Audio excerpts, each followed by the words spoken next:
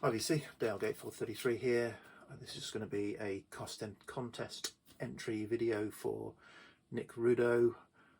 Nick's pushed to 700 subs, although I've just checked, he's gone way beyond 700 subs. So yeah, became aware of Nick's channel through other channels that I follow, entries to this. So I've subbed him now, and I'll dig back through his videos. But the covers that he showed as an sort of an example showed he's got a varied and tasting music, and the sort of taste of tasting music that I think I'll be interested in. So that's a good channel find for me out of this. So yeah, so Nick said 5 to 10 cover versions, and he wanted cover versions that were better than the original.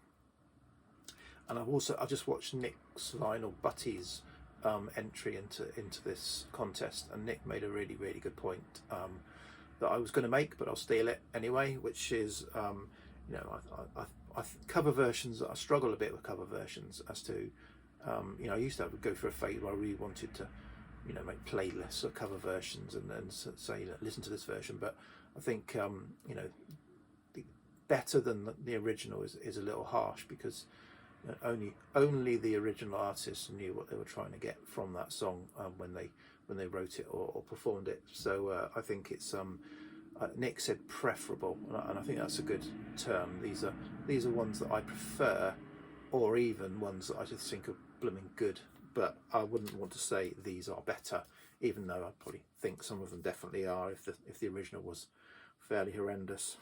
So I think, yeah. So first up is I've got a 7-inch single, and then the rest are all off of albums. So yeah, so first up is Jessamine by the Casuals. So this is I think they're like the definitive version of this song, but it was put out sort of just before this by a band called the Bystanders, but it didn't do anything. So this is the only version I think the version that everyone sort of knows and loves. But yeah, it's a fantastic song, Jessamine. Okay, so now some sort of, I'll say, off of albums. First up, Isaac Hayes from his Hot Buttered Soul album, and Walk On By, 12 minutes of tripped out funk, soul, lovely instrumentals, lovely funky groove going on. Yeah, just love this. Love the originals as well, or sorry, love the original and many other versions of Walk On By that there have been, but for me that's kind of preferable. Another one, I've banged on about this a number of times. So this is Shirley Bassey's Something album.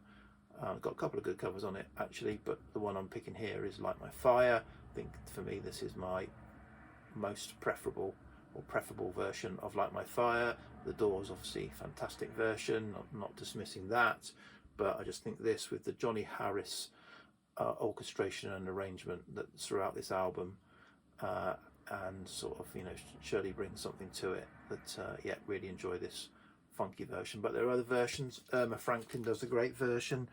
Johnny Harris has got that version on his album that without the vocals, so just the instrumental. That's great as well.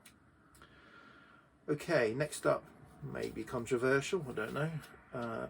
So this is Renee Gaia, Australian blue-eyed soul singer from the 70s, and this album gives it away. The album title, it's A Man's World, her interpretation of James Brown's It's a Man's World, It's a Man's World, It's a Man's World. I think I've seen it in many different versions, or several different versions.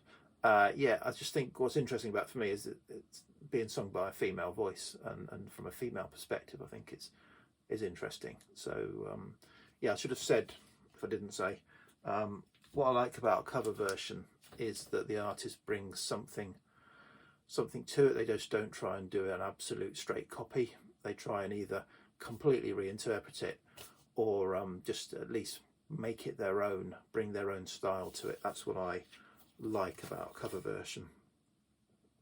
And somebody was an interpreter of songs.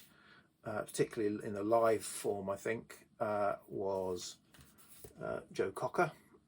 And so off of this album, with a little help from my friends, he takes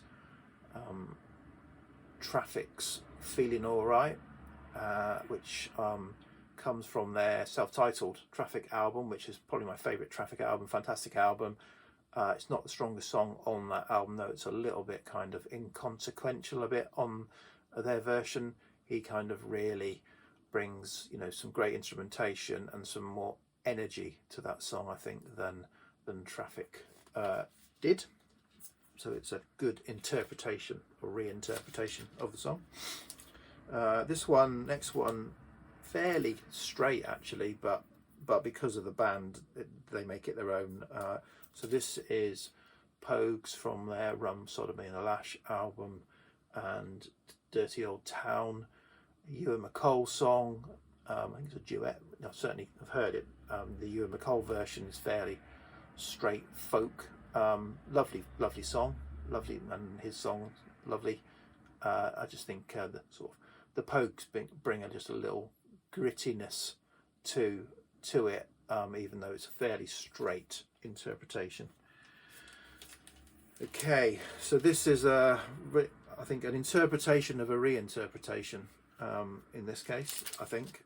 So this, I've shown this album before. This is Torpedas and their album, which I'm going to butcher, Brev Fran Ederstorp, and they on that album do a version of what's called here Thema Elt, which stands, I guess, translated is Theme 1.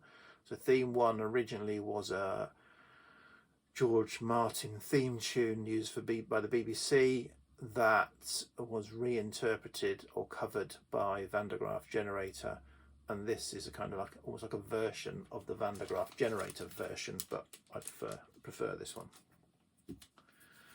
And then finally another interpreter of songs, normally Jacques Brel songs, but the one I'm picking from here isn't. So this is Scott Walker, fantastic singer from the sort of certainly his period. You know, this started off that run of 4 fantastic albums, and from this, I'm not picking a Jacques Brel song actually. I'm picking The Lady Came from Baltimore, which was a Tim Hardin song. So Tim Hardin did it as a sort of singer, more of a straight sort of acoustic singer-songwriter version. Just sort of Scott Walker brings the, if you like, that Scott Walker sound to it, and it makes it a much grander, more grandiose version. And I really love this song. I love a lot of Scott Walker stuff from this sort of period. So so that's my 8. So good luck with the contest, Nick, and cheers VC.